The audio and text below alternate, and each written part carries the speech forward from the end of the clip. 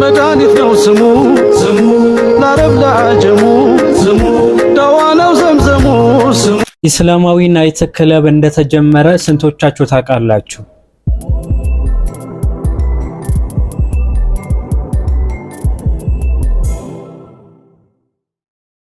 ቢስሚላህ አልሐምዱሊላህ ወሰላቱ ወሰላሙ አላ ረሱሊላህ ወአላ አሊሂ ወሰህቢሂ ወመንዋላ። ውድና የተከበራችሁ የቻናላችን ተከታታዮች አሰላሙ አለይኩም ወራህመቱላሂ ወበረካቱ።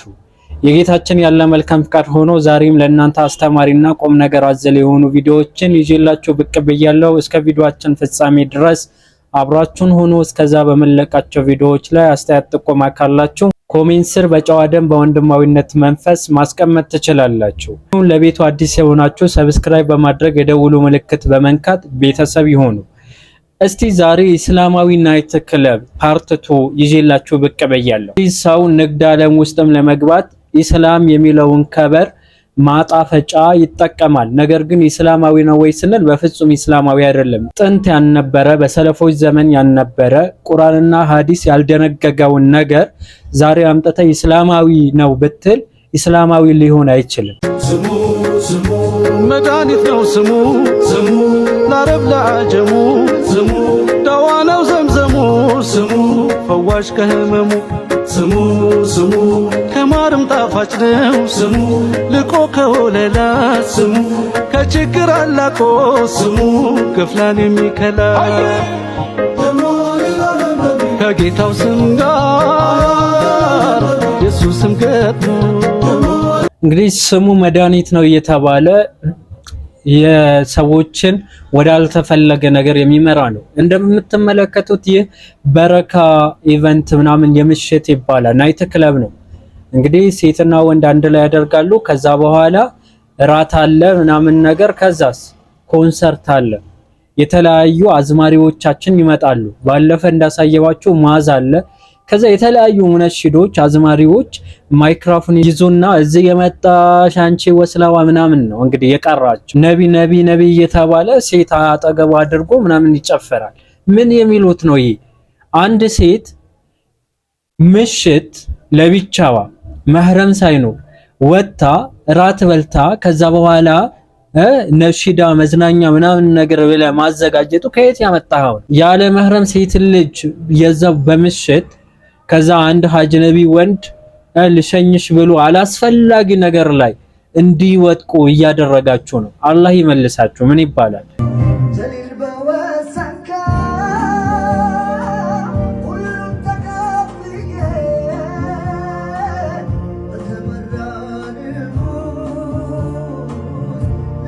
እንግዲህ ይሄን ደግሞ ሌላ ቦታ ነው።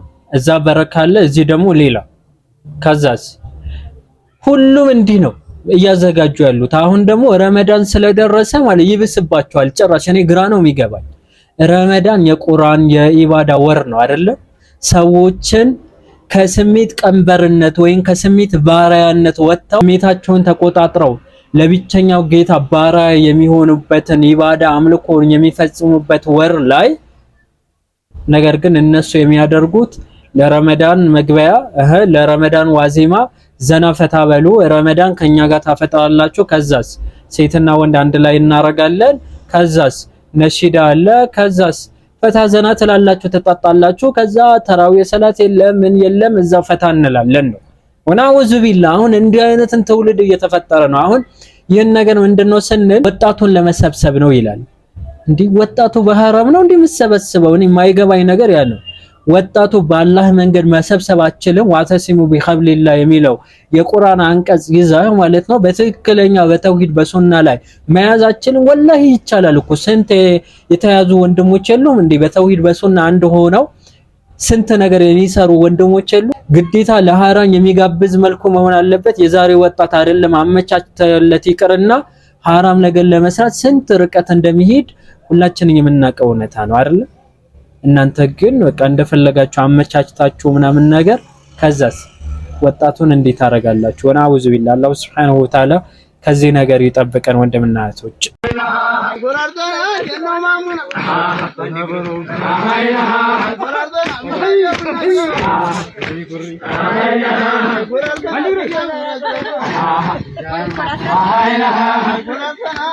አልገባኝም። ባህል ራያ አካባቢ ይመስለኛል። ከተሳሳትኩኝ ነገሩን ግን ለምንድን ነው ኒቃባችሁ እንዲህ የምታረጉት? ማለት ኒቃብ የለበሳችሁበት ፐርፐዝ ለምንድን ነው የምትረሱት?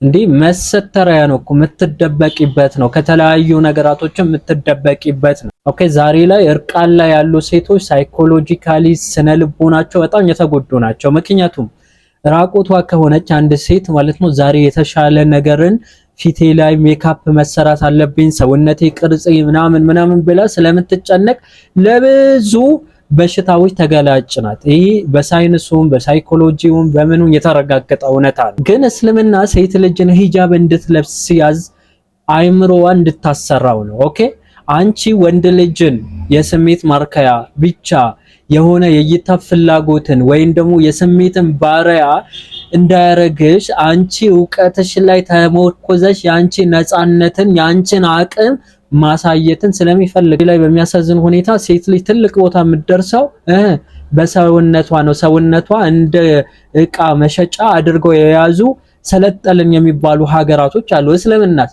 ነው በሰውነትሽ አይደለም ክብር የምታገኘው አይምሮሽ ላይ ባለው ዕውቀት ነው። ሂጃብ አድርገሽ ከዛ በኋላ ልክ ወንድ ልጅ አይምሮን ተጠቅሞ እንደሚያደርገው ሁሉም አንቺን ደግሞ አይምሮሽን ተጠቅመሽ በንግድ በተለያዩ ነገራቶችን ራስሽን ስኬት ማማ ላይ ማስቀመጥ ትችያለሽ የሚል እምነት ነው ያለው። ነገር ግን ያ ኒቃብ ያላህን ህግጋት ታዘሽ እየፈጸምሽ አንቺ ደግሞ በሂጃብ ወይም ኒቃብ አድርገሽ ደግሞ እንዲመዝለሉ ምን የሚሉት እንደሆነ አይገባኝም። ባህል ማለት ነው ከሃይማኖት የሚጻረር ከሆነ ያን ባህል መተው አስፈላጊ ነው፣ መተውም አለብን። ኒቃብ አባያ መልበስ ትችላለች ወይ? አባያ አባአ ነው ያው አስሉ ማለት አረብኛው ትክክለኛ አባአ ነው። በብዛት አባአ የሚሉት ትክክለኛ አረብኛው ትርጉምና ዛሬ ሰዎች የሚጠቀሙበት ያው ትንሽ ይለያል። አባአት الرأسና አባአት الكتف የሚሉት ነገር አለ ዛሬ። አባአት الرأس ማለት ከላይ ጀምሮ እንደዚህ እንደ ጅልባብ ማለት ነው አይነት ነው። እና እሱ እጁ ያው ብዙ ጊዜ የጅልባብ የተለመደው ሀገራችን ብዙ ሴቶች የሚለብሱ ጅልባብ የእጅ ማውጫ የለውም ካስተዋላችሁት አይደል? ግን ይሄ እጅ ማውጫ ያለው ግን ከላይ የሚወርድ ነው። ይሄ ኢንሻአላህ ችግር የለውም። አባአት الرأس አባአት الكتفን በተመለከተ የተወሰኑ ዑለማዎች ይከለክላል። አባአት الكتف ማለት ኖርማል ልክ እንደ ሰው እንደዚህ የሚለበስ ነው። በአማርኛ አባያ ነው ምንድነው የሚባለው? አባያ የሚሉት ነው አይደል? አማርኛ ነው። ስለዚህ እንደዛ የሆነውን የተወሰነ ቅርጿን ስለሚያሳይ የተወሰኑ ዑለማዎች ከልክለዋል። ደግሞ ትክክለኛ መነሻም አላቸው። ለምን አላህ Subhanahu Wa Ta'ala ዩድኒና ዐለይሂን ሚን ጀላቢቢሂን የሚለው ከላያቸው ይልቀቁት ነው። ዩድኒን ማለት ማቅረብና መልቀቅን ያሳያል። ከላይ ጀምሮ ወደ ታች ማለት ነው። ስለዚህ የተሻለው በተቻለ አቅም ያው ይሄንን መልበስ ነው። አባአት الرأس ወይ መልበስ ነው ወይ ጅልባብ መልበስ ነው ማለት ነው። ኒቃብ ያለ ጓንት ያለ ካልሲ መልበስ እንዴት ይታያል? አንዱ ከሌላው ጋር የግድ እኮ መዛመድ የለበትም። ወይ ሁሉንም መልካም ስራ መስራት ወይ ሁሉንም መተው ነው። እንደዛ መሆን የለበት አይደል እንዴ? ኒቃብ ያለ ጓንት ኒቃቡን ትልበስ ጓንቱንም ትልበስ። አይ ጓንቱ ካለበስኩ በቃ ኒቃብ አውልቃለሁ ማለት ይቻላል? አይሆንም አይደል? አልሙሂም ጓንት የሚደነገገው ያው እጇን ለመሸፈን ያህል ያው የተወሰኑ ዑለማዎች ኺላፍ እንዳለ ታውቃላችሁ። ጓንት የሚደነገገው እጇን ለመሸፈን እጇ የማይታይ ከሆነ የምትሸፍነው ከሆነ ለምሳሌ ውስጥ ካለ ችግር የለውም። ግን ከኒቃብ ጋር የግድ መዛመድ የለበትም ማለት ነው። ከተቻለ ሁሉንም መስራት ነው ኸይር ስራ አይደለም። ኒቃብ ያለ ጓንት ማለት ያለ ካልሲ መልበስ ጥሩ ነው። ኒቃቡ ጥሩ ነው ማለት ነው። ግልጽ ነው። ከዛ ደግሞ ያሟላች የሆነ ጊዜ ማለት የሆነች ሴት ለምሳሌ ካልሲያ ትለብስ ማለት እግሯን በደንብ አትሸፍንም፣ እጇን በደንብ አትሸፍንም፣ ፊቷን ግን ትሸፍናለች። ኧረ በቃ ይቅርብሽ ነው የምንላት ወይስ ምንድን ነው የምንላት? ጥሩ ነው አይደለም? ግን እችኛዋን ደግሞ አሟይ እንደዚህ ነው ምክር። አንድ ሰው የሆነ መልካም ስራ ሲሰራ ረመዳን መስጂድ የሆነ ሰዎች ሲመጣ ረመዳን ብቻ ነው የምትመጣው ይቅርብህ ብለን እናባረዋለን ወይስ ረመዳን እንደምትመጣው ሌላም ጊዜምና ነው?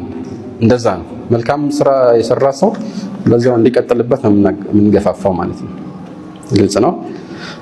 እግር ካልሲም ይሁን አልሙሂም መሸፈኑ ተገቢ ነው። እግር حديث أم سلمة عليه ملكتني عليه الصلاة والسلام لا ينظر الله إلى من جر ثوبه خيلاء سلو من آية أم سلمة وكيف يصنعن النساء بذيولهن يصنع النساء يصنعن النساء على لغة أكلين البراغيث بذيولهن عليك قال يرخينا شبرا من عليك إذا تنكشف أقدامهن እንደዛ አንዲት ስንዝር ብቻማ ከተጨመረላቸው ከዚህ በታች እንግዲህ ልብስ ማስረዝም ክልክል ነው ሲባል ሴቶችስ ብላ ስትጠይቅ አንድ ስንዝር ፈቀድላቸዋል አሉ። እሱማ ከሆነ ያው ሲሄዱ እግራቸው ይገላለጣል አለች ስለ ሴቶች ማለት ምን አለ መልእክተኛው አለይሂ ሰላቱ ሰላም يرخين ذراعا ولا يزدن عليه አንድ ክንድ ያክል ብቻ ያስረዝማሉ እንዳይጨምሩ አሉ። አንድ ክንድ ታስረዝም ተባለች ሴት ከዛ በላይ ግን እንዳታስረዝም ተባለ። ግልጽ ነው አይደለም? ስለዚህ ሙሽራ አንዳንድ ጊዜ ረጅም ቀሚስ ሚዞች ከኋላ እየጎተቱላት ሲሄዱ አይታቸው 3-4 ሰዎችን ከዛ በላይ እሷ ትሄዳለች ከኋላ እሷን ልብሷን ይሄ ምን ይባላል ማለት ነው? እንግዲህ ሴቶች ተጠቀሙበታላችሁ። የሼህ ኢልያስ አህመድ ፈትዋ በደንብ አድርጋችሁ ደጋግማችሁ ለመስማት ሞክሩ። ሌላው ሀይድን በተመለከተ ወይም አንድ ሴት ሀይድ ላይ ሆና ቁርአን መቅራት ትችላለች ወይስ አይችልም የሚለው ነገር ሰፋ ባለ መልኩ ሼህ ኢልያስ አህመድ ያብራሩታል። ወደ እሳቸው መልስ እንሸጋገር። ሴት ልጅ ሀይድ ላይ ሆና ቁርአን መቅራት ትችላለች ወይ? መስጂድ መግባት ትችላለች ወይ? ሴት ልጅ ሀይድ ላይ ሆና ቁርአን መቅራት ትችላለች ወይ የሚለው ርዕስ በዑለማዎች መካከል ውዝግብ ያለበት ርዕስ ነው። ልብ በሉ፣ ቁርአን መንካት አይደለም ጥያቄው፣ መቅራት ነው። ለመቅራት የግድ መንካት አያስፈልግም። ስለ መንካት አይደለም የምናወራው ማለት ስለ መቅራት ነው። ባትነካም በቃሏ ልትቀራ ትችላለች። በዚህ ርዕስ ላይ በዑለማዎች መካከል ውዝግብ አለ። አብዛኞቹ ዑለማዎች በእርግጥ አይቻልም ይላሉ። ግን ለዚህ የሚያቀርቧቸው ማስረጃዎች ጠንካራ አይደለም። ለምሳሌ ሐዲስ ዓሊ ብን አቢ ጣሊብ ካነ ረሱሉላህ ሰለላሁ ዐለይሂ ወሰለም ይቅሪኡነ አልቁርአን ማ ለም የኩን ጁኑበን፣ መልእክተኛው ጁኑብ እስካልሆነ ድረስ ቁርአን ያስቀሩን ነበር። ጁኑብ ከሆነ አያስቀሩንም ነበር ማለት ነው። ሐዲሱ አንደኛ ضعيف ነው፣ ግልጽ ነው አይደለም።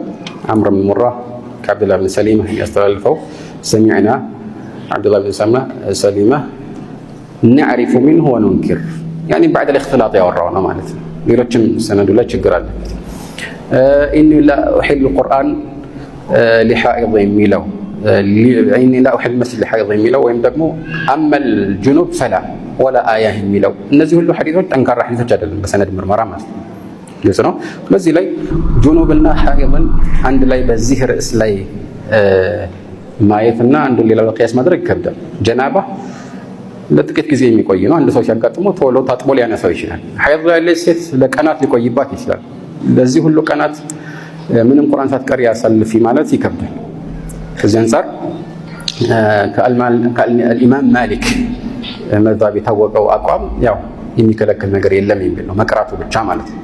መቅራቱ ብቻ አይከለከልም የሚለው አሳማኝ ነው። አንዳንዶች ያው ለዚህ እንደ ማጠናከሪያ የሚጠቅሷቸው አንዳንድ ማስረጃዎች አሉ። ግን ጠንካራ ማስረጃዎች አይደለም ማለት ሐዲስ ጠንካራ ቢሆንም ምን ጂሃት ወጅህ ኢስቲላል ማለት ነው። ለምሳሌ መልእክተኛው ዓለይሂ ሰላቱ ወሰላም ለዓኢሻ ይፍዐሊ ማ የፍዐሉ አልሓጅ ገይረ አን ላ ተጡፊ ቢልበይት ሲሏት ሐጀተል ወዳዕ ላይ ሐይድ ሲመጣባት ሐጅ ላይ ያለ ሰው የሚያደርገውን ሁሉ አድርጊ ምን ካልሆነ በቀር ከጠዋፍ በስተቀር ሲሏት ሐጅ ላይ ያለ ሰው ከቁርአን ሊቀራ ይችላል እሱንም ፈቅደውለታል ማለት ነው የሚል አለ። አንዳንድ ዑለማዎች ግን እዚህ ላይ የተፈለገው ከሐጅ ስርዓቶች ነው። ያኒ የሐጅ ሰው ሐጅ ላይ ያለ ሰው የሚሰራቸው ተግባሮች ነው የተፈለጉበት። እንዲህ አይነት ነገሮች አሉ። ባጭሩ ይሄን ይመስላል ማለት ነው።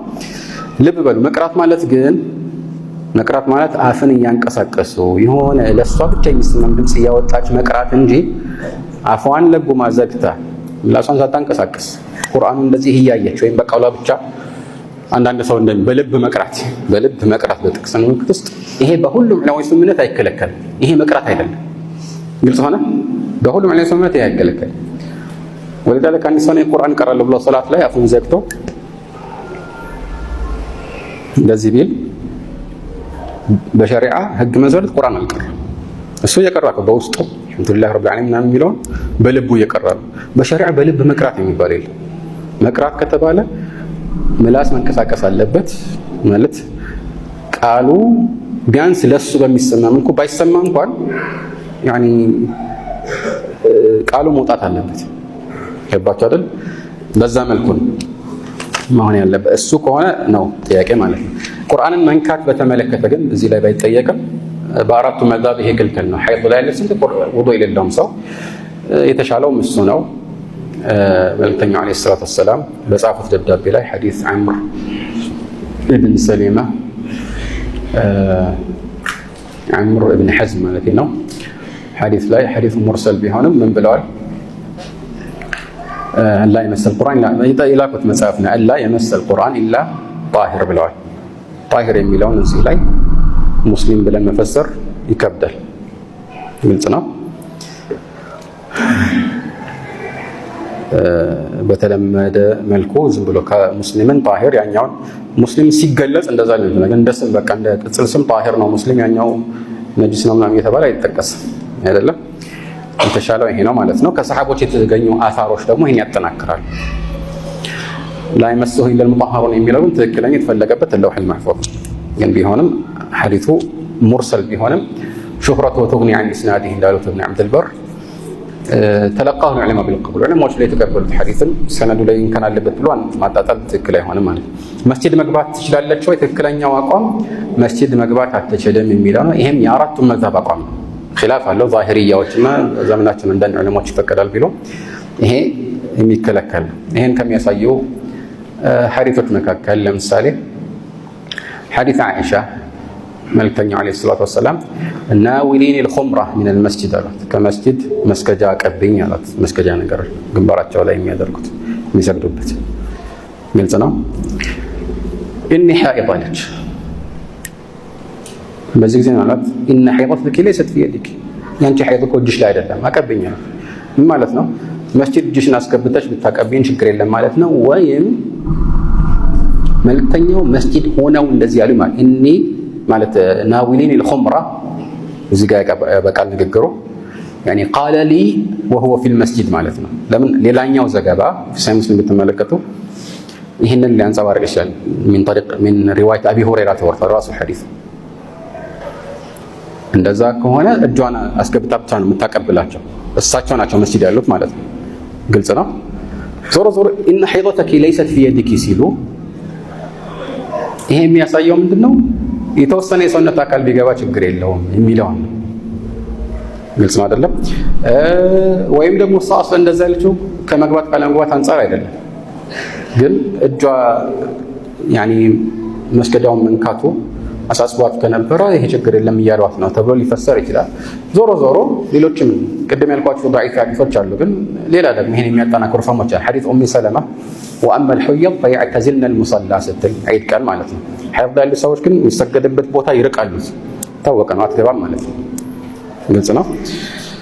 እንግዲህ እነዚህ ነገራቶች ሙሉ የምትፈልጉ ከሆነ ነሲሃ ቲቪ ዩቲዩብ ላይ ራሱ ፖስት ተደርገዋል ማግኘት ትችላላችሁ። በተለያዩ ርዕሶች ፈትዋ የተሰጠበት ጥልቅ የሆነ ትንታኔ ሰጥተው ሺያችን ያስረዱበት ነው እና አላሁ ሱብሓነሁ ወተዓላ ከተለያዩ ከቢዳ ከሽርክ ይጠብቀን። ለዛሬ ይህን ካልኳችሁ በሌሎች ቪዲዮዎች እስከምንገናኝ ድረስ ሀዛ ወቢላሂ ተውፊቅ ወሰለላሁ ዐላ ነቢና መሐመድ ወዐላ አሊሂ ወሰህቢሂ ወሰለም። ወሰላሙ አለይኩም ወራህመቱላሂ ወበረካቱ።